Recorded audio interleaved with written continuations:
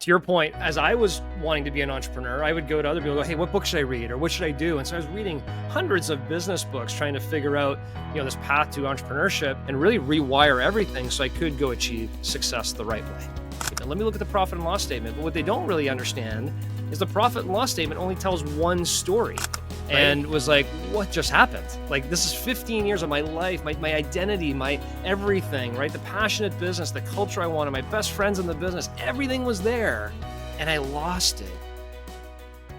Hello, and welcome back to the Success Is podcast, where we explore the diverse paths to success and uncover the stories behind extraordinary achievements. I'm your host, Phil Portman. Today, we have the pleasure of sitting down with John St.Pierre, a dynamic entrepreneurship executive, esteemed public speaker, entrepreneur coach, and the author of the incredible book, The $100 Million Journey. John, it's fantastic to have you here. Thank you for joining us. Excited to be here. Can't wait for the conversation. Yeah, I'm looking forward to it. Been looking forward to it ever since I got your book, and I can't wait to dive into that. But let's kick it off with, what does success mean to you? Yeah, I think success for me really is maximizing life's offerings and experiences. And I would add, for me personally, globally, like seeing them all of life's offerings and experiences that we have here on this great earth. Like, how do you maximize those? And if you can maximize those, that's success for me. Awesome. So on your entrepreneurship journey, what inspired you to become an entrepreneur in the first place? Ooh. I think the inspiration for entrepreneurship happens sometimes subtly, but over time, right? It just continues. For me, it was when our high school decided to do a fundraising campaign and had us go home with chocolate bars to sell to our neighbors. And I was like, okay, I guess I'll go to the street next to me and the street over and the street over and sell some chocolate bars. But the further I got away from home, the less chocolate bars I'd sell because they didn't know who I was. And one night, my father, who was teaching at a Royal Military College in Canada, I had to go grade some papers. And I said, let me go with you. There's some cadet dorms. Let me just kind of walk around the cadet dorms and see if anybody wants any chocolate bars. And within 15 minutes, I was sold out. I learned the concept of supply and demand, right? Here are these cadets who can't have any junk food. They're living these dorms, craving that kind of stuff. There's 2 in each room. They wanted to buy like 4 or 5 bars at a time so they could stash them for the future. I went back the next night with multiple boxes, sold out again, and ended up winning the fundraising competition in my school and said, okay, what else can I do? And that just spurred on a whole, decades worth of of entrepreneurial opportunities. Absolutely. Yeah. Once you get that entrepreneurship bite, especially when it's early on like that, it's hard to describe to people that you can't do anything else. It's just the way that it's kind of the way you're wired, right? So exactly. I want to dive into your book. I want to talk about it. I absolutely loved your book. First and foremost, I love the book recommendations. I mean, it's like a library for success and just, getting into it. You don't just talk about it, you then reference it, right? Yeah. And you tell them, hey, if you want to learn more about this, here's the book, here's a description of it, here's everything about it. And so this branches off to just a whole ton of different areas. And then I love that you talked about insecurity causing a desire for partners in business. I experienced that myself early starting off. I was like, I thought I needed to have partners, along the way. Can you just give us a little kind of overview on like your journey leading up to the writing of the $100 Million Journey, and just kind of walk us through that? Yeah, for sure. And I appreciate you noticing the mention of other books in my book. And to your point, as I was wanting to be an entrepreneur, I would go to other people and go, hey, what book should I read? Or what should I do? And so I was reading hundreds of business books trying to figure out, this path to entrepreneurship. And then later in my career, it's kind of like, hey, John, what book should I read? And what book would help me with this? And what could help me with that? So definitely loved including a lot of those in mine. But my journey has been a journey of some successes, but also some pretty big failures. And I always had this growth mindset. I always wanted to grow businesses. I was very fascinated, and we're all glamorized as entrepreneurs of growing these very large businesses, right? A lot of entrepreneurs, see on the news, right? Somebody raised $100 million here, and somebody sold their company for $1 billion over here. And so as an entrepreneur, it's like, I want to be one of those entrepreneurs one day. And so as I chased growing company, sometimes for growth's sake, I found myself in some pretty deep trouble. And there's one example. Phil, grew a company for over 15 years to north of $50 million in global revenues, and got fired. from my own company that I had co-founded with my partners, and was like, what just happened? Like, this is 15 years of my life, my identity, my everything, right? The passionate business, the culture I wanted, my best friends in the business, everything was there. And I lost it. And I put myself in a vulnerable position to kind of lose my baby, so to speak, right? I kind of, this was something I incubated for so long. And I had to pick myself back up and go, what just happened? What am I doing? What does success really look like, to your question, right? What am I trying to achieve in this thing called business as an entrepreneur, and really rewire everything so I could go achieve success the right way? Yeah, and I love hearing your story. It kind of reminds me of like the frog. You put it in the hot water and it pops off, but if you just slowly turn up the temperature, the frog ends up getting boiled. And Yeah. you had like this kind of train wreck that was just building over time. And it was incredible story. Thank you for sharing with us. But one thing that I really took away from your journey is that you were able to duplicate it again, right? You had Yeah. multiple successes. And I've been an individual in the past where I had a successful business. And then when I sold it, I was like, was that it? Like, did I just hit the jackpot with that one thing? Did I luck out with that? Or is it the strategies and the things that I've implemented? And then when Yeah. I was able to duplicate it, I saw, okay, it is, I could do this again. And you did that exact same thing. You had the failure, but then boom, you came back and you pulled it off. Do you have a formula for success and for aspiring business owners that are just starting out? Is there something that you tell them, kind of some of your formula for success for doing what you did, which is Yeah. creating a successful business? Yeah. No, a lot of entrepreneurs oftentimes are rooted in business because they know how to sell or market a product, right? They have a passion for something, or they built something technically, an innovation, whatever, and they know how to go do that. But how to grow a business from a lifestyle business that's going to pay some bills to a much larger high performance growth business is two different things. And you only sometimes learn these lessons through hard knocks or from other people's stories. And so in the $100 million journey, the book that just came out, I talk about these 7 principles of entrepreneurial success. And if you violate any of these 7 principles, you can put yourself in a position where you get fired just like I did, or you lose your company, or a company goes so fast it goes right off the cliff because it can't sustain itself. And it's unfortunate because you have this growing business. Like when we were growing our business from zero, a hobby business that's just started up, to 55 million, people were looking from the outside and going, wow, look at the success story. It's going so well. It must be, this is going to be the best thing since sliced bread. And it was at the time, until we fell off the cliff and until we made some of these drastic mistakes that caused us. So yeah, I have these 7 principles that I talk about in my book that I think if you violate any of them, you can't build a high performance business. It's just impossible, and you risk causing damage to the thing you really love and want to create. Yeah. And I love your quote in there, or I'm sorry, the quote that you printed in there. Revenue is vanity, profit is sanity, cash is king and queen. Yeah. Phenomenal quote. I wrote it down. I shared it with my team. I just thought it was a great statement, something that I firmly believe in. And not just in business, but in personal life as well. I've had conversations with people and said, hey, it's never the money coming in. It's always the money coming out.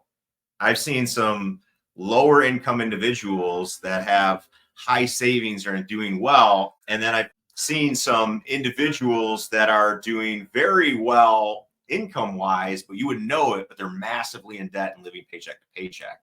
And so I think that hits not just from the business standpoint, but from a personal standpoint as well. And is that something you found in your experience?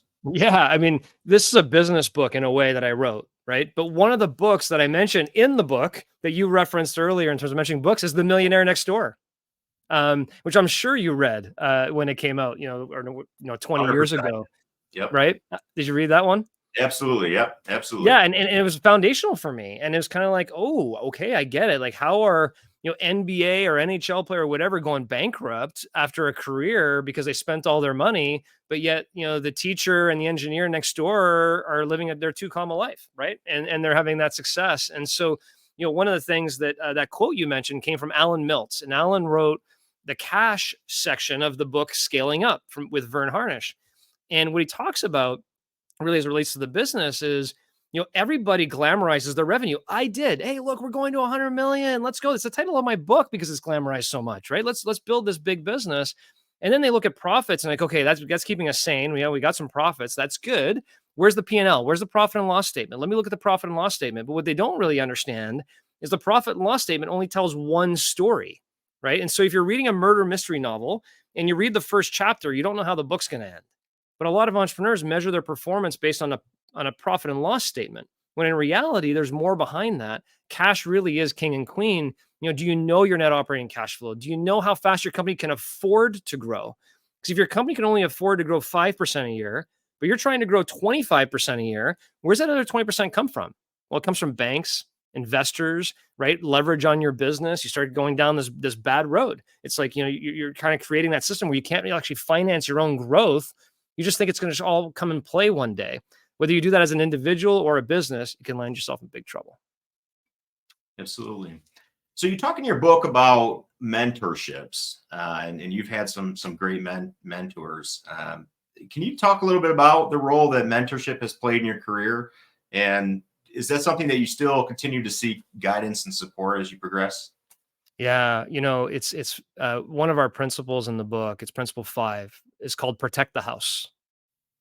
And what I mean by that is, what are you doing to protect your business, protect you through this journey? And certainly one of those is a mentor and coach. I know I mentor and coach entrepreneurs one-on-one and help them through their journey, through my learnings. I have a coach and mentor that has worked with me, but it just doesn't just stop there. Do you have the right CPA for your business? You'd be surprised, Phil, the amount of entrepreneurs I speak to that are still working with the mom and pop, a bookkeeping service to do their taxes, but they're now a $20 million business or a $10 million business. They've progressed, but they don't have the right advisement, right? Are you surrounding yourself with world-class advisors and protectors in all areas? Legal, insurance, wealth management, back to the accountant CPA side of things, coaches, mentors. Once you build that team, it's another book I reference, Rich Dad, Poor Dad, right? He always talked about, don't be penny wise and dollar foolish. Pay for the right advisors to surround yourself. Pay for world-class advisors to surround yourself, and you'll start living a different life. And I didn't actually realize I was cheap. I was cheap, John, right? I'm not paying for that. That's way too much money. How much you charging me for my taxes? I'm not doing that. I'm going to go to H&R Block and get my taxes done. It wasn't until I started making some real money in our businesses where I started going, holy cow, you can do this for me. You can help me here. And I started protecting the golden goose that I was building. Because if you don't protect yourself with these advisors, you're in big trouble. And I'll just say one last thing on that. Today, in our businesses, we do not make one major decision. If there's a major decision to make, we do not make one major decision without all of the board of advisors and protectors unanimously agreeing this is the right way to go. And when I lost the business I told you in the past, I made those decisions myself. I was like, let's do it. Let's go. Let's do this. And I didn't have those advisors around me. Yeah, absolutely. So how do you cultivate a mindset of continuous learning and growth, both personally and professionally? Yeah. Well, I think that stems from, what are you trying to achieve? Right. From an individual perspective, I'm definitely a sharpen the saw person. I listen to podcasts like yours. I go to YouTube all the time. I'm always trying to learn. That fits part of what I want to achieve in life, right? I want to continue to progress. One of my core values is continuous improvement. I just always want to seek to get better in everything I do. So it has to be driven from your internal, soul here. What are you trying to achieve to drive yourself to get there?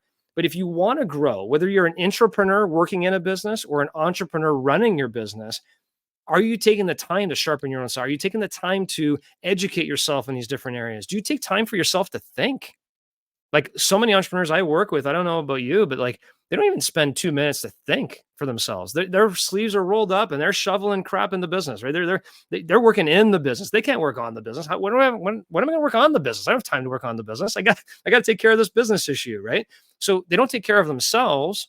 They don't take the time to think. They can't actually work on continuous learning and growth. So entrepreneurs have to give themselves that room to maybe sometimes slow down to be able to grow professionally and personally as well. And think. Couldn't agree with you more. I always said that the largest growth that I ever saw in my career was when I allowed myself to step away and do less and spend more time thinking. Yes. When I started off my entrepreneurship, it was work, work, work, work, work, keep busy, keep busy, keep busy.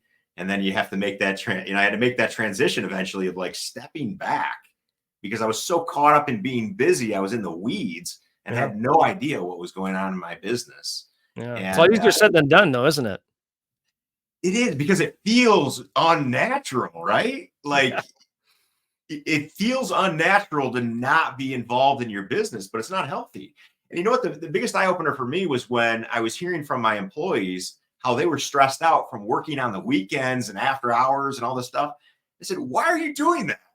Well, Yeah. because you're doing it, Phil. You're doing it. You know what I'm saying? And I was setting that example for them, and it was crazy to me. But is this something that when you're coaching other entrepreneurs that they're experiencing as well? Yeah, I'm chuckling because I remember I was hearing that same thing from one of our team members, right? Which was like, well, I feel like I have to work on the weekends. I'm getting emails from you on the weekend asking me for things, and I'm kind of, and actually, then I found Boomerang. I don't know if you ever use Boomerang or not, but Google has it in Gmail itself, where when I send emails at night or on a weekend, I actually program it to go out Monday morning at 8. Because I always I'm not going to stop. I'm going to be who I am. But why am I pushing my stuff on you to make you now get, so just a funny chuckle. But yeah, I mean, I think a lot of entrepreneurs and people that work within their businesses, right, sometimes just don't take that time to step back and realize, what the protocol is here and what they should be doing and how it's communicated, what the expectations are. It's just all really important to get that on, like, those guidelines down, to protect everybody within the business, but also allow everybody else to grow. Like, if you're just keeping shoveling stuff down your team's throat all day long, they're not growing either. When are you taking time to give them the space to grow and learn and sharpen their saw as well? Yeah, no, it's funny you mentioned that. Different tool, but I schedule my messages all to go out Monday morning, and there's this one that even you can schedule when they're back online that I use and stuff. Oh, And so nice. I use a little bit of that. Exactly the same. Sometimes I just Yeah, get an idea, I got to communicate it, but I don't want to, mess up that work-life balance they have going. So, exactly. are there any emerging trends or industries that you're particularly excited about? Well, I have to say AI. Yeah. If I didn't, people would be scratching their heads right now. And the way I'm looking at it feels a little bit different than the way I started looking at it. Um, and the phrase that hit me was from Dr. Luke Wilson from Austin, and he said, "Look, every employee you have should have an employee." And I'm like, "What do you mean?" You should figure out every function, every employee in your business, whatever they're doing, give them additional tools with AI that, in essence, grows their operational capacity, right? Their capacity to actually produce whatever they're doing. There are tools out there for so many functions, and like even this morning, we have a contracting business, and we were looking at an estimating AI tool that can do estimates in seconds, not hours. And really, one estimator can pop out X amount of estimates versus now you need to hire a ton more people, right? So how do you get more operational capacity? And then the fear comes in, well, wait, is AI going to just replace us all? Like, what's going on here? But from a business perspective, how do you create more operational capacity through your team to output more? Is absolutely a trend that everybody should be jumping on right now. But it goes back to the before mentioned point.